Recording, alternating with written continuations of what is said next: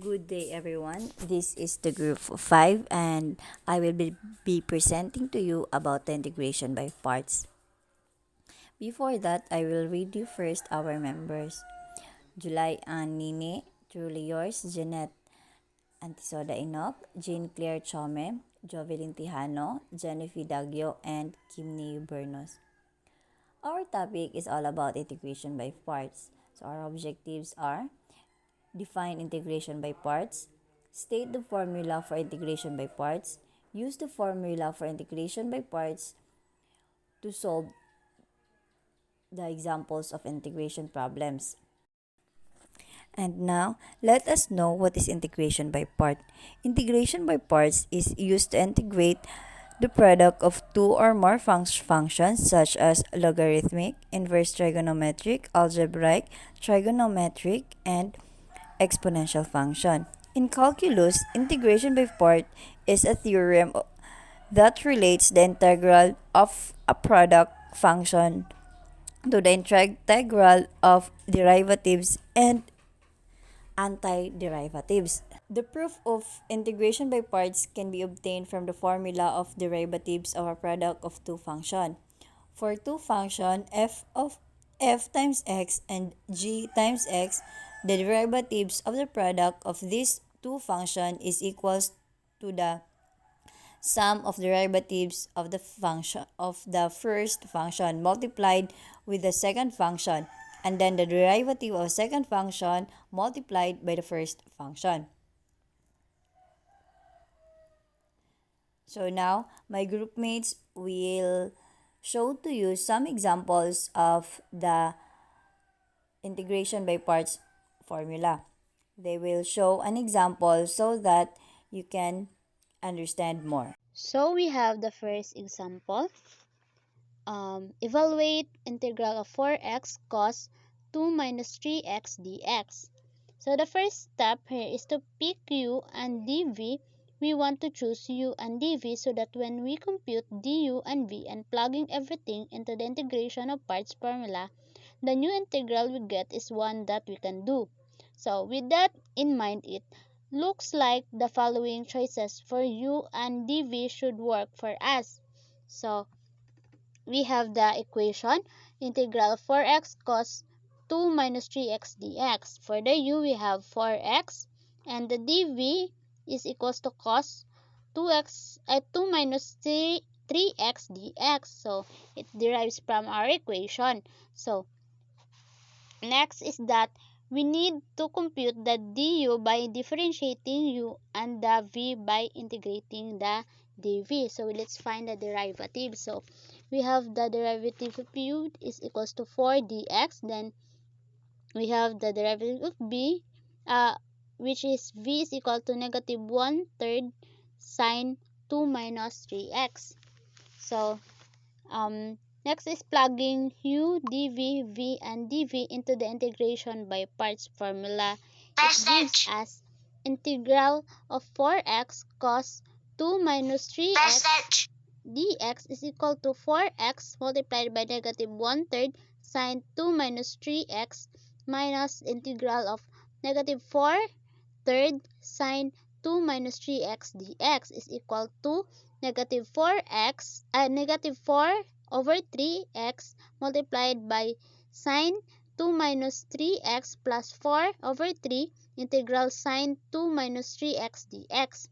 So, okay, the new integral we get is easily doubled, and so all we need to do is to finish this problem out is to do the integral. So by integrating our formula of the integral of parts, we got the answer of integral of 4x cos 2 minus 3x dx. Then it derives to negative 4/3x sine 2 minus 3x plus 4/9 cos 2 minus 3x plus c, where c is constant. So we should not forget to put plus c. Okay, so now let's proceed to our second example of integration by parts. So we have here the given example. Let's evaluate the integral x e raised to the power of 6x dx by using its formula, which is integral u dv equals uv minus integral v du. But before we proceed to its solution, we will find first the value of its formula. Since our given example is integral x e raised to the power of 6x dx, as we follow the LIATE rule of integration by parts, so we will find in our given example if there is a logarithm, inverse, algebraic, trigonometric, and exponential. So in our given example, is there a logarithm value? Okay, so there is none. How about inverse? Have you seen inverse value? How about algebraic? Okay, yes. In our given example, there is an algebraic value which is the x. How about trigonometric? Okay, there is no trigonometric in our given example. How about the exponential? Is there a value of exponential in our given example? Okay, very good. There is an exponential value which is the e raised to the power of 6x. So now in our given example, we have only the algebraic and exponential value. Okay, so let's proceed now on finding the value of the formula. We find first the value of u. So our value of u is the x. Next, we find the value of dv. Our dv is raised to the power of 6x dx. So that is our dv. And then the next is the du. Our value of du is the dx, and the value of v is the 16 e raised to the power of 6x. So now we will substitute the given value of our formula, which is the integral u dv equals uv minus integral v du. So in our formula, we have integral u dv, which is our given, equals to u, which is the value of u is x, then the v, our value of v is 16 e raised to the power of 6x minus integral, the value of v is 16 e raised to the power of 6x times dx. And then let's integrate. So let's multiply the x to 1 over 6 e raised to the power of 6x. So the result is x over 6 e raised to the power of 6. So let's copy the exponential. Then copy the sign, which is minus. Then integral 16 is equals to 130 over 36 because we multiply 6 by itself. That is why we got 1 over 36. Then copy the exponential value, which is the e raised to the power of 6x plus c. We change the dx into c, which is the constant.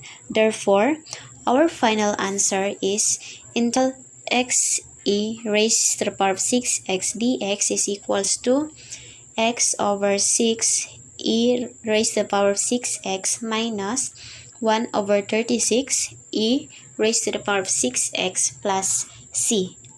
That's all. Hope you understand the given example. And now let's move on to another example. So we have integrals of x cubed log x dx. Since log x is a logarithmic function and x cubed is an algebraic function, we are going to integrate by parts using the formula. So we have integrals of u dv is equals to uv minus integrals of v du, wherein our u is equals to log x, our dv is equals to x cubed dx, our du is equals to 1 over x dx, and our v is equals to integrals of x cubed dx equals to x fourth over 4. And now let's move on to the solution. So we have integrals of x cubed log x dx is equals to uv minus integrals of v du. So we are going to substitute the value of the variables and the functions in the formula. And now we have log x, x fourth over 4 minus integrals of x fourth over 4, 1 over x dx. So we are going to simplify this. So we have log x, x fourth over 4 minus integrals of x cubed over 4 dx. Since 1/4 is constant with respect to x, we are going to move 1/4 out of the integral. Then we have log x, x fourth over 4 minus 1/4 integrals of x cubed dx. Next, by using the power rule, the integral of x cubed with respect to x is 1/4 x fourth. Then we have log x, x fourth over 4 minus 1/4 times 1/4 x fourth plus c. Now, let's simplify. Combine 1/4 and log x, so we have log x over 4 x fourth minus 1/4 times 1/4 x fourth plus c. And then, we're going to multiply 1/4 and 1/4. Then we have x fourth over 4 log x minus 1/4 times x fourth over 4 plus c. Then, our final answer is x fourth over 4 log x minus x fourth over 16 plus the constant c. So, in this example, which is integrals of x cubed log x dx, by using the formula of integration by parts, we come up with the answer of x fourth over 4 log x minus x fourth over 16 plus c. For the last example, we have here the evaluate the integral of e raised to x sine x dx. So this is the solution. So the first thing that we need to do is to select our u from the given. So according to Layate, logarithmic, inverse trigonometry, algebraic, trigonometry, and exponentials. So in order to choose our u, we need to determine first our given, if it is either a logarithmic, inverse trigonometric, algebraic, trigonometric, or exponential. So we have in our example, we have here e raised to x and sine x dx. So e raised to x is an example of exponential. And then sine x, so exponential this one, e exponential. Now, sine x is an example of trigonometric. So, what comes first? Kasi nga sabi sa reporter kanina na kung ano yung mauuna, nauna according to Layate, siya yung u. So, 'di ba mas nauna yung trigonometry kaysa sa exponential, 'di ba? Mas nauna yung t kaysa yung e sa Layate. So, we let our u be sine x. We let our u be sine x.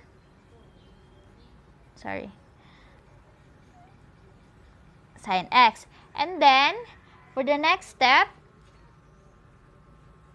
we need to select again for our dv.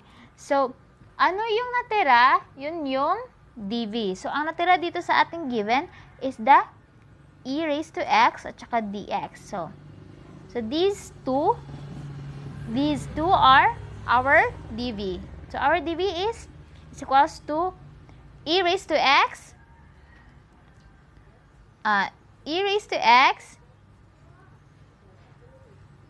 dx. Sorry. E raised to x dx. Now,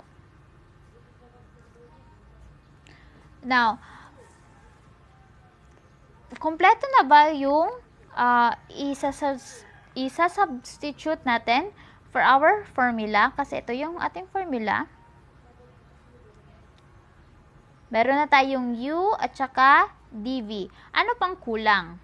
Diba? Kulang pa ng du at saka v. So, how to get du and dv? So, for du, we need to use differentiation. So, we need to derive u. So, the derivative of du is du. Now, our u is sin x. So, we need to derive this one to come up our du. So, the derivative of sin x is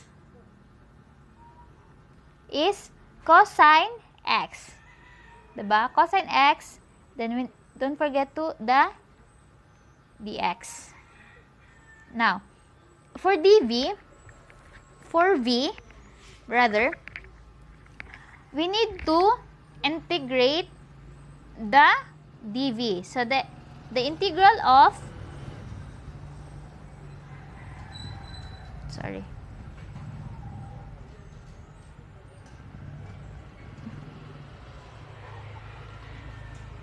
the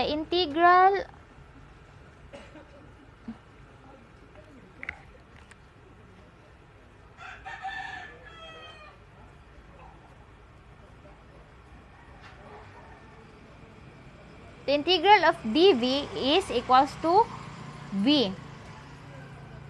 And then, the integral of, diba, dv natin is e raised to x dx. So, we will integrate this one. So, the integral of e raised to x dx is only e raised to x. Okay? Gets? For u, we need, for du, we need to derive u to get du.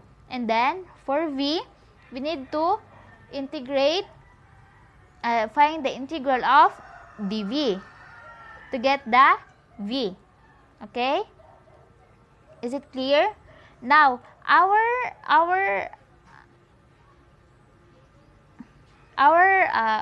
substitution or for our formula is already complete. Meron na tayong u, du, dv at saka v. So, kompleto na siya, di ba? So, the next thing that we need to do is to substitute. So, first is u dv. So, copy the e raised to x sin x dx is equals to, una is u. So, copy the u sin x and then multiplied to v. V natin is e raised to x. So, multiplied by e raised to x minus the integral of v. So, v natin is e raised to x na naman. So, e raised to x and then times or multiplied by du, which is the cos x dx. Ito. Cos x dx. So, ito na, na-substitute na. So, what's the next thing to do? Diba? For the previous example, diretso na yung pag-integral. 'Di ba? Pag integrate sa dito na sa last part, sa dito na part. Sa dito na part, 'di ba? Diretso yung pag-integrate na. Now, we cannot integrate this one kasi we don't have the formula.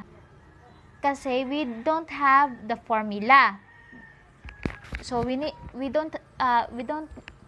pa siya pwede ma-integrate or makuha yung integral. So what we gonna do is to use this again, this part for integration by parts. Ito for this one.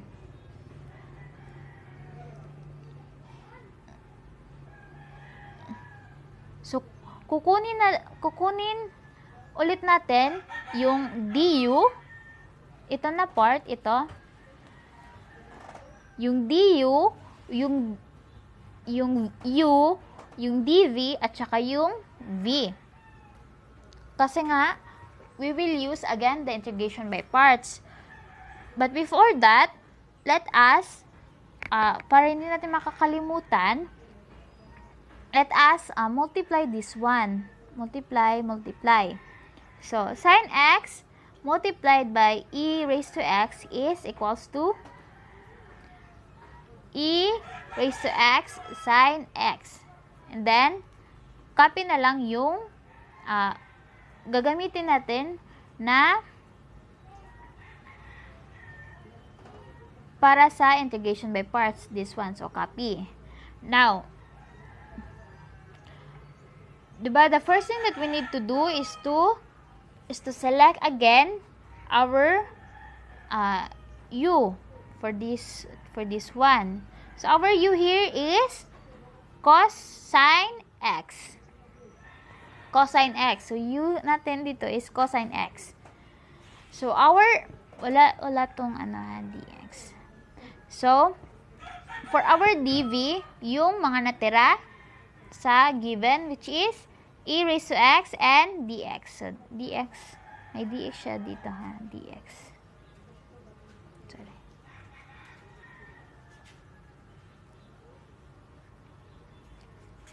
May dx yan siya Okay.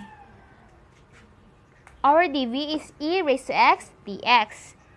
So, then for our du, let us just derive the cos x which is the derivative of cos x dx ay cos x dx is negative sin x dx. Now for the v, kinuha lang natin yung integral ng ex. The integral of ex is still ex. So we have the v, the du, and u, and the dv. So meron na tayo. Kompleto na yung natin for integration by parts for the part 2 or sa pangalawang natin integration by parts. Now, let's proceed to another slide. Now, dahil kompleto na, so i-substitute na naman natin. So, copy again the given, then equals to, ito siya, itong e raised to x sin x. So, have you remembered na nandito lang siya, diba? Ito yun siya. Copy lang ulit, kasi baka makalimutan natin. So, copy na lang. Unahin natin i-copy. And then, let's perform the uv, the integration by parts formula, which is the uv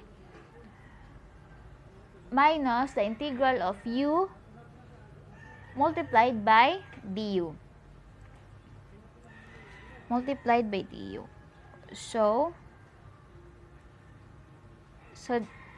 di ba ang u natin is cos x. Ito na yun. Cos x. Base muna natin to. So, our du our u rather is cos x. So, ito, cos x. Kinuha lang natin yung integral ng ex. The integral of ex is still ex. So, we have the v, the du, and u, and the dv. So, meron na tayo. Kompleto na yung natin for integration by parts for the part 2 or sa pangalawang natin integration by parts. Now, let's proceed to another slide. Now, dahil kompleto na, so i-substitute na naman natin. So, copy again the given, then equals to, ito siya, itong e raised to x sin x. So, have you remembered na nandito lang siya, di ba? Ito yun siya. Copy lang ulit, kasi baka makalimutan natin. So, copy na lang. Unahin natin i-copy. And then, let's perform the UV, the integration by parts formula, which is the UV minus the integral of u multiplied by du. So, di ba ang u natin is cos x. Ito na yun. Cos x. Erase muna natin to. Ito. So, our u rather is cos x. So, ito, cos x na siya. And then, our v is e raised to x. Ito na. E raised to x. Minus the integral of v na naman, e raised to x. E raised to x. And then, multiplied by our du, which is the negative sin x dx. So, ito na yun. Okay? Is it clear? Kung saan nakuha yung itong mga to? Ito? Clear na ba? Okay, now let's proceed to the next step or solution. So, we will multiply this one. Wala tong integral dito, ha? Wala to.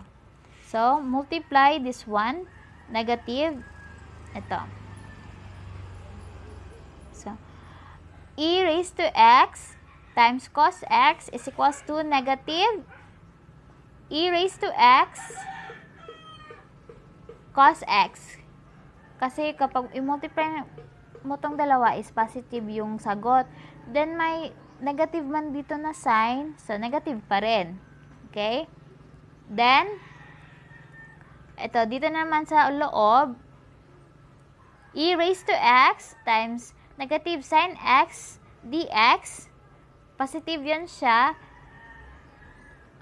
Positive yan siya kasi may negative dito. Ito man yan. Negative ex is, e raised to x is equals to negative e raised to x times negative e raised to x times negative sin x dx is equals to positive. Kasi negative times negative, positive.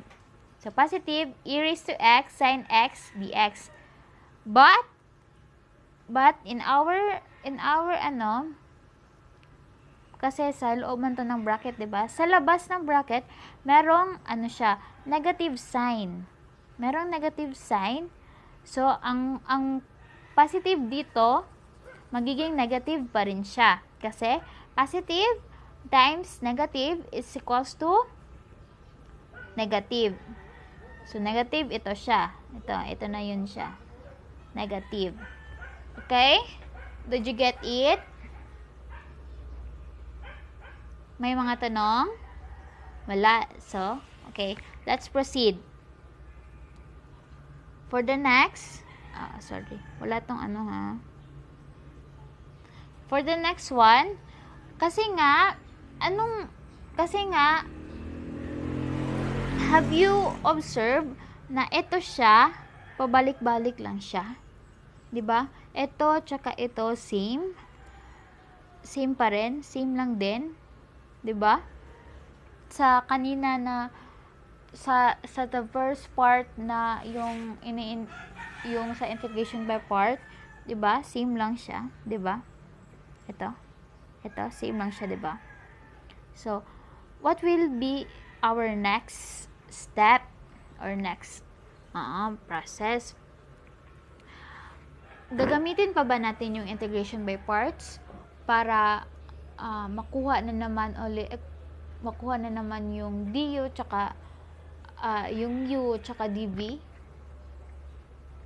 yung v at tsaka du? So, hindi na. Kasi, as what you have, na-observe nyo ba na pabalik-balik lang? So, if we will gonna use the integration by parts, paulit-ulit lang din yung sagot natin. 'Di ba? Paulit-ulit lang tayo. Hindi natin makukuha yung correct answer or yung tamang answer sa integration by parts. 'Di ba? So, what we're gonna do is to use the addition property of equality. 'Di ba? Have you remember na kapag ang sign or ang function lilipat sa kabilang side, or in layman's term, muagi siya or matabok siya sa equal sign, ihang sign is ma-change. For example, if positive siya diri sa right side, if ibalhin siya dito sa left side, nimo siya negative.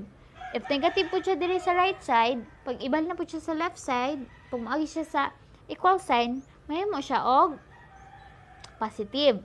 Now,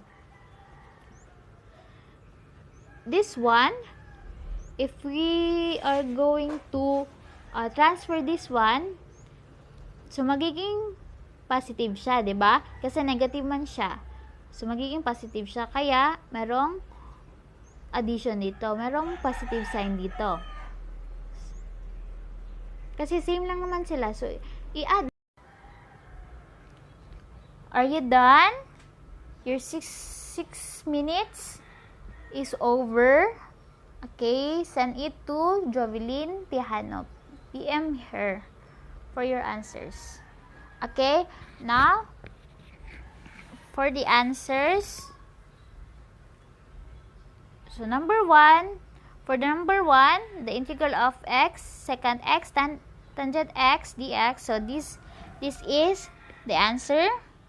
The x secant x minus ln, which is the logarithmic secant x plus tangent x plus c. So this is the answer, the final answer. Who got correct? Okay. Number 2, for the integral of x sin x dx. So the answer is negative x cos x plus sin x plus c. If your answer walang c, constant c, it will be wrong. Okay? It will be wrong. Okay, for number 3, the integral of x raised to 2 ln x dx. So the answer is 1/3 x raised to 3 ln x minus 1/9 x raised to 3 plus c. Don't forget the constant c. So, who got correct? Who got 3 out of 3? Okay, good. That could be all about the examples and solutions of integration by parts. So, to conclude, The integration by parts we have learned when the product of two functions are given to us, then we apply the required formula.